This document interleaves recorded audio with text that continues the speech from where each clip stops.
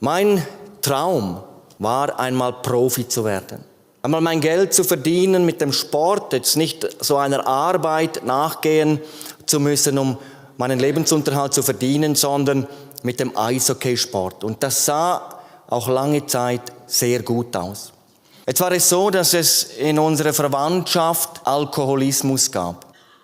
Und so versuchte ich dann auch schon mit 17, das war dann so in den ersten Ausgängen, ich kam aus der Schule, hatte natürlich einen Freundeskreis, dass wir dann auch mal so ein bisschen in die Stadt gingen, den Abend dort verbrachten und dann auch Alkohol getrunken wurde. Zuerst etwas in kleineren Mengen, aber es bewirkte bei mir etwas, dass ich so diese Schüchternheit, diese Hemmungen für gewisse Dinge auf einmal abbaute. Eigentlich gefiel mir das, aber ich merkte nicht, dass da ziemlich schnell schon etwas in mir passierte.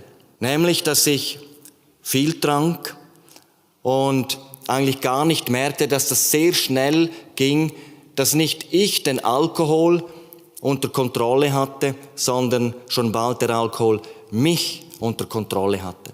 Und irgendwann ging es einfach nicht mehr. Aber ich sagte mir, wenn das mein Leben ist, ich will so nicht weiterleben.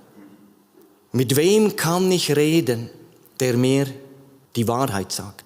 Und dann kam ein Gedanke, ich sage das heute Abend, vom Himmel. Ich erinnerte mich an einen Religionslehrer aus der Schulzeit, es waren 16 Jahre vergangen, wie der mal in der Schule vor uns Schülern bezeugte, wie Christus sein Leben verändert hat. Und ich wusste im Inneren, der wird mir die Wahrheit sagen. Und wir konnten uns treffen und es war ja eine lange Zeit vergangen und der sah immer noch genau gleich aus. Freundliches Gesicht mit seinem Bart. Und ich bin auf ihn zugegangen und habe gesagt, Marcel, ich bin auf der Suche nach dem Sinn des Lebens und du bist mir in den Sinn gekommen. Und dann hob er so den Daumen und sagte, oh, bin ich froh, bin ich dir in den Sinn gekommen. Und dann sagte er, da gibt's Böses und Gutes.